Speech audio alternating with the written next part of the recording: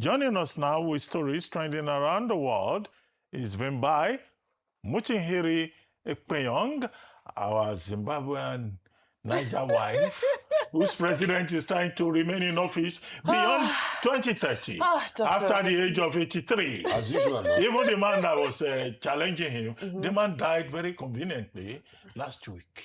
But that's not the story. That's not the story, Dr. Abati. We'll deal with Zimbabwe's issues on another day. Am I what? Used to it now. Of course, you know, I've only known two presidents all my life. But you are a supporter of Mugabe. You supported him while he was Yes, I did. I support all Pan-African leaders who want to take the land back from the colonialists. Good morning, Dr. Abati. Wait.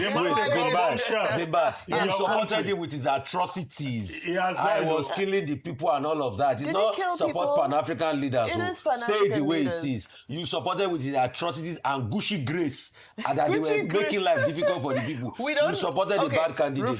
Just like you supported the Gagwa. We don't have a lot of time this morning. Go ahead. Whoever is coming. Bring the story tomorrow. Yes. Let's talk about your president. I will give you insights. I will come as a specialist analysis, and I will. Let's go to what's trending. This is ZANU PF #1. ZANU PF. We will support. I do believe in the party that liberated us from colonialism. ZANU PF. So let's start what's trending this morning. Agenda 2030. We start what's trending today with an exclusive story that we're breaking here on Arise News. As U.S. Congressmen Riley Moore and Chris Smith have proposed the Nigeria Religious Freedom and Accountability Act of 2026, recommending targeted sanctions, asset freezes, and visa bans against former presidential candidate Rabiu Musa Kwankwaso, the Miyetti Allah Cattle Breeders Association, Miyetti Allah Kautal Hore, and what they describe as Fulani ethnic nomad militia. The bill alleges that the named individuals and groups are responsible for severe religious freedom violations. Shared by Moore on X earlier today, the document outlines statistics and historical accounts of attacks on Christians and on Muslims who advocate religious tolerance. It cites a lack of prosecutions or convictions of jihadist actors, characterizes this as a failure of the Nigerian government, and calls for coordinated support from France, the UK, and Hungary. The report also urges investigation into cases where non-Muslims are allegedly subjected to Sharia or blasphemy laws, and makes reference to victims including Rhoda Jatau and Deborah Yakubu. Now let's take a look at some tweets coming from the United States X space. Sean Nelson said the powerhouse team of Rep. Chris Smith and Rep. Riley Moore today introduced a new bill on religious freedom in Nigeria, increasing accountability measures, including recommendations for sanctions against Fulani militia and former Kano State Governor Kwankwaso, who introduced Sharia criminal law there. Nakabulu responded and said, well, how much were you paid to target and tarnish Kwankwaso's image? Zamfara State introduced Sharia first in Nigeria as part of their right because it's in the Constitution of Nigeria. Christians are safer in Kano State than virtually Christian-dominated states in Nigeria. Well, of course, what we do know is that the first governor to introduce and implement Sharia law was Governor Ahmed Sani Yerima of Zamfara State in January of 2000, with other states following after that. Well, could this be a case of mistaken identity? Although we know that the bill itself, the proposed bill itself, doesn't make reference to Kwankwaso implementing Sharia law, but the commentary around it alludes to that.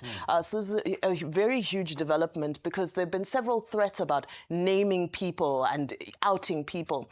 And I think, I'm not sure whether people would be surprised that the first name on that list would belong to Senator Rabiu Musa Kwankwaso. Dr. Abati, I'll come to you. Oh, okay. Well, I mean, the United States has been interested under President Trump, either in his first term or now the second term, in religious persecution in Nigeria.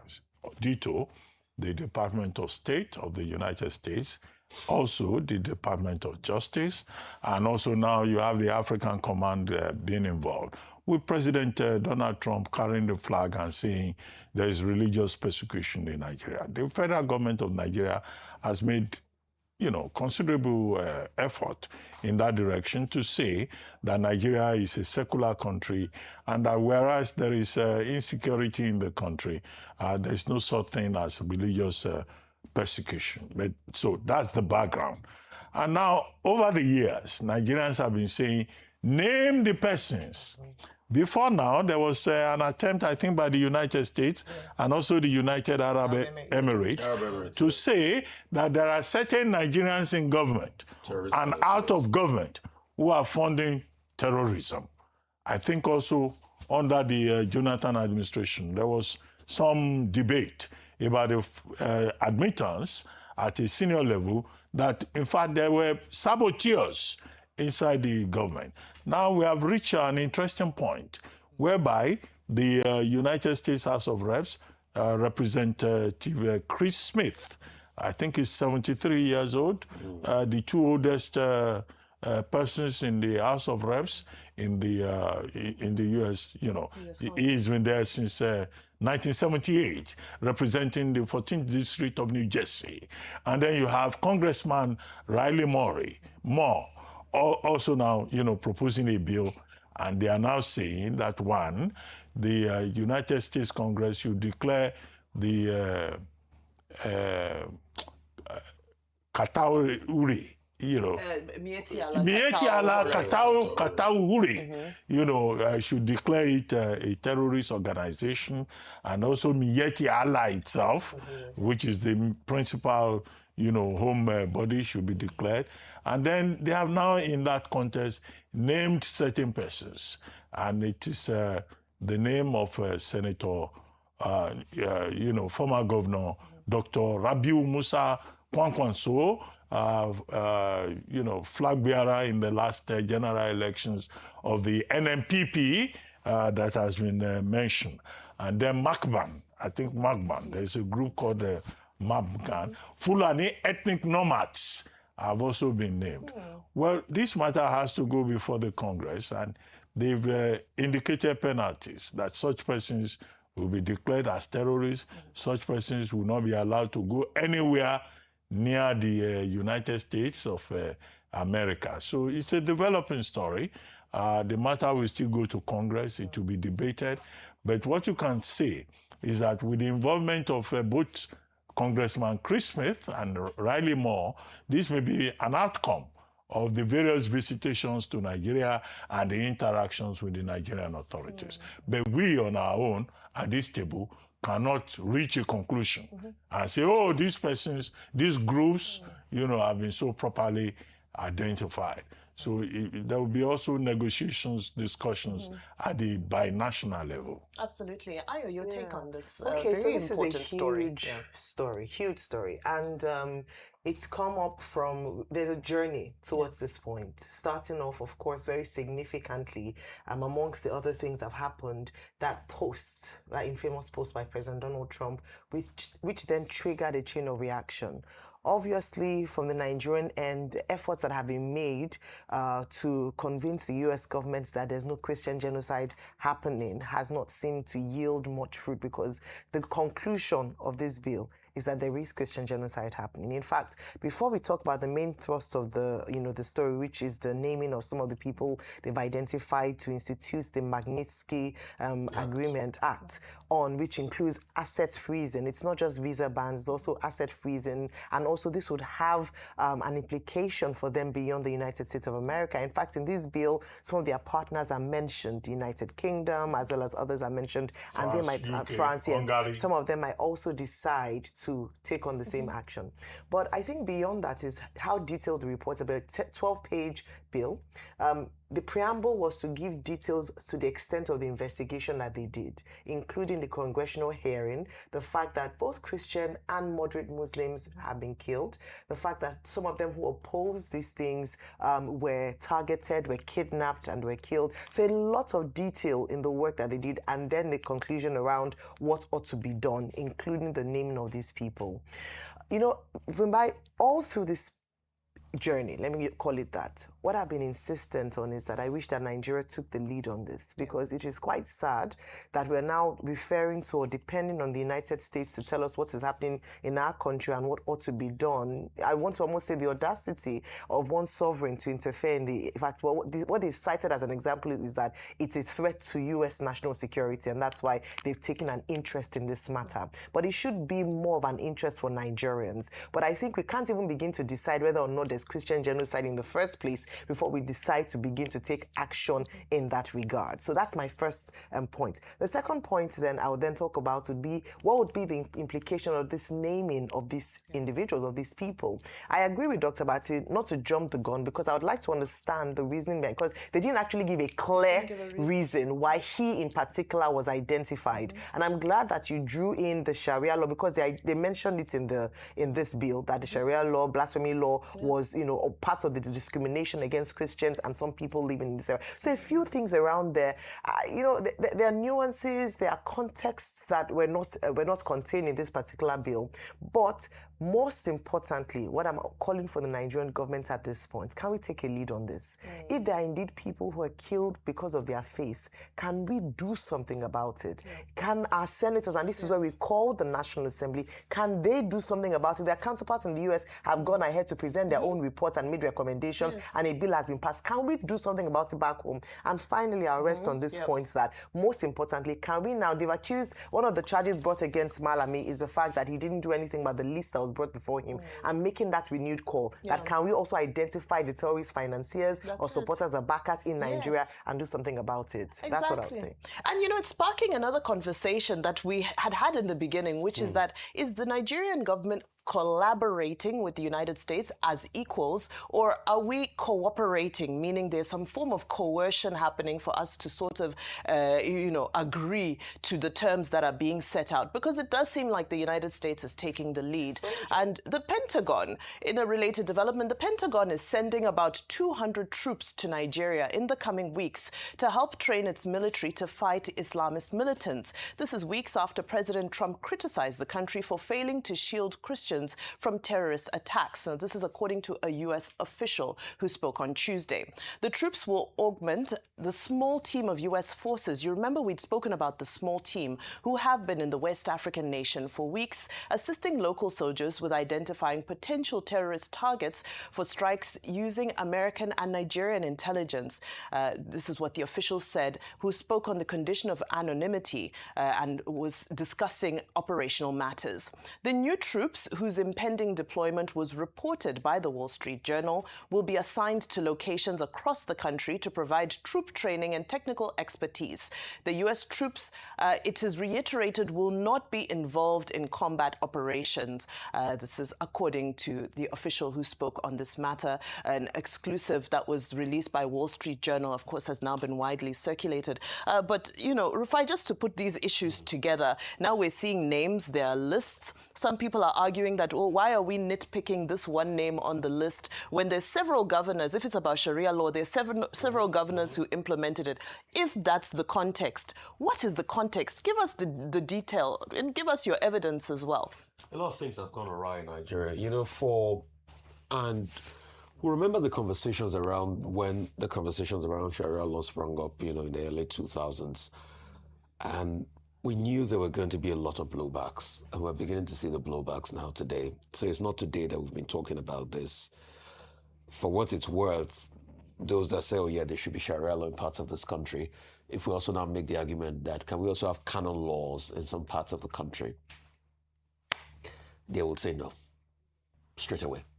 So we should be careful. Ayo, you asked a very fundamental question. Why can't Nigeria take the lead on it? Because the Nigerian state cannot handle the complicity in this matter. Pure and simple. There's complicity. President Jonathan said it. Dr. Bati, no I lie. President Jonathan said it this time about complicity in the fight against insecurity. This government has also said it. To a large extent, we've not been able to handle the complicity. Till today, we've not answered questions around, number one, Vimbai, who ordered the military to leave 30 minutes before the KB girls were picked up. Look at the case in Kwara. We talked about complicity. when they forwarded the report that these criminals are coming to the security authorities, who informed the criminals that made them get angry and come quickly? Complicity. Secondly, it's because of that complicity too that after the UAE released that list of terrorist financiers, the government can't go after them. So if you have a case of complicity, America will come and write your narrative for you. That's what's happening. It's not that we can't solve the problem of insecurity, but we are not bold enough to solve the problem of complicity. I mean, this was the same country that fought Mitisani in the 80s. So we are not bold enough to fight the complicity that has gone into every single architecture. That's why Americans are taking the lead. And you can never be equals with America. Vimbai, American defense budget is over 800 billion. That's 4 times our national GDP. Well, I believe that reactions will continue to come in and this conversation will move forward as this is a huge development with regards to our insecurity issues and relations with the United States. Now, let's move over to the Senate, where social media has been a hive of activity following the Senate's unanimous passage of the Electoral Amendment Bill proposing dual mode of election results transmission, with many reacting to Senator Onyeka Nwebonyi's swift retreat after initially proposing that senators vote individually on the proposal. Senator Nwebonyi has proposed that we should go ahead and vote. So those SARS.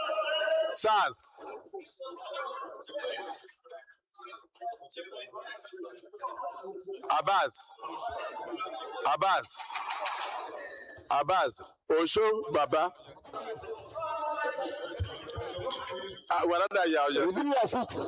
Now, gentlemen, this is the beauty of democracy. Well, the reactions to that were mixed, with some people saying, what a bold moment from Senator Nwebonyi, and other people saying, oh, why didn't he stick to his guns? And others also saying, where were the other opposition senators in the room? Well, protests also continued for a second day outside the National Assembly yesterday, with appearances from former River State Governor Rotimi Amechi, who brought his son with him, and former Minister Solomon Dalung. Whilst day one of the protests was relatively calm, day two saw rising tension between protesters and the security forces, including a face-off between Amechi and the police, as well as Aisha Yesufu and the police. Nobody can frustrate my rights. Nobody. And intimidate of this country. Just to say, let's continue what I did. The worst thing that you short, let me tell you something. The thing that all of you can do here, I swear you will kill people. I tell you, I assure you. Enough is enough. Yes.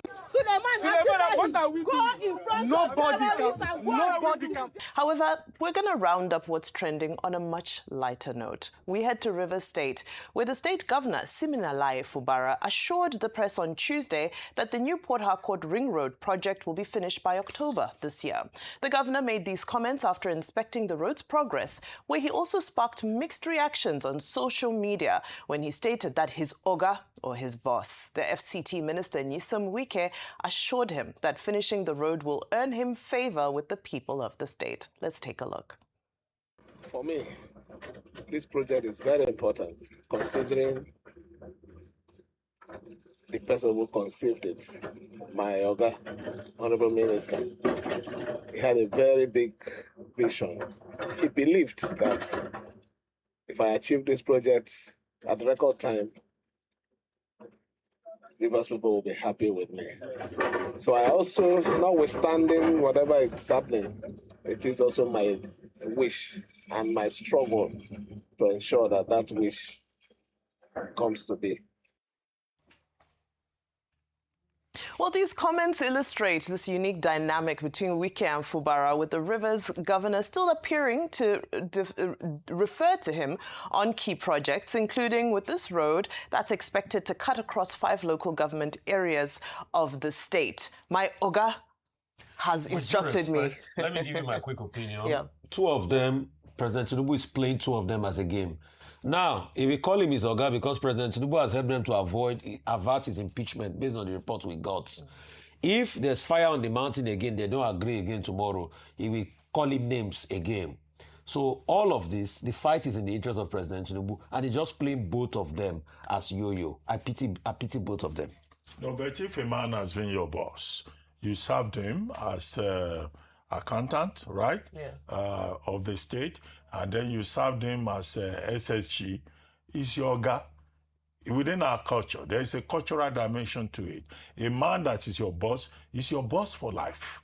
And that's a fact. Many people who have left government, who have served under people, continue to refer to them as my oga.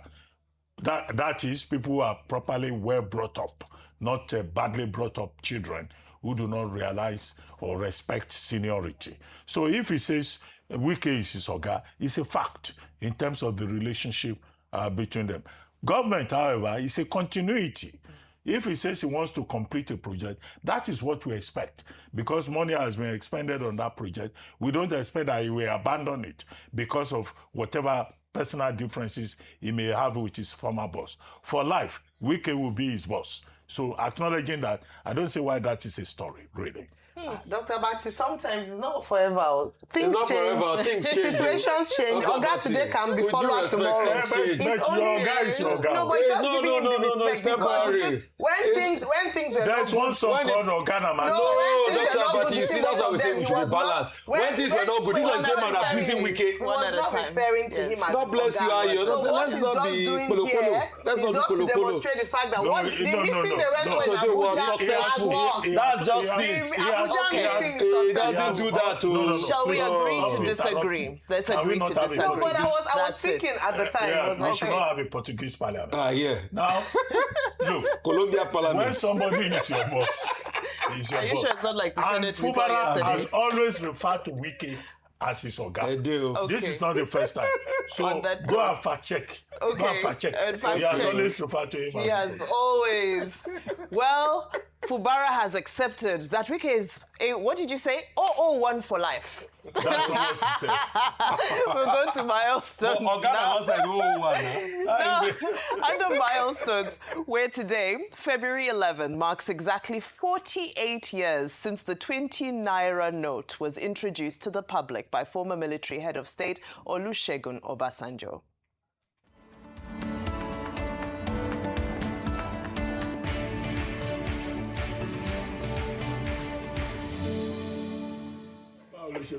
It was 13 years after independence that Nigeria's currency went from being recognized as pounds, shillings, and pence to Naira and Kobo.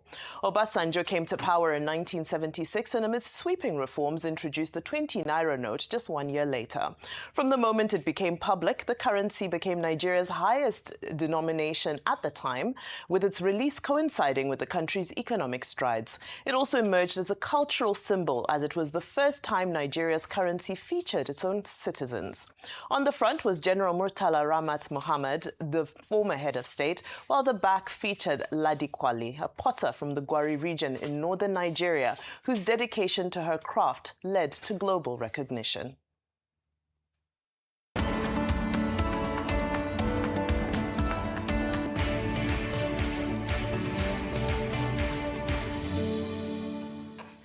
Kwali is the only woman who features on Nigerian currency, so it's also worth celebrating her life's achievements as well. In 1963, she was awarded a Member of the Order of the British Empire. And, you know, we look at life now in 2026. When was the last time any of you touched a 20 Naira note?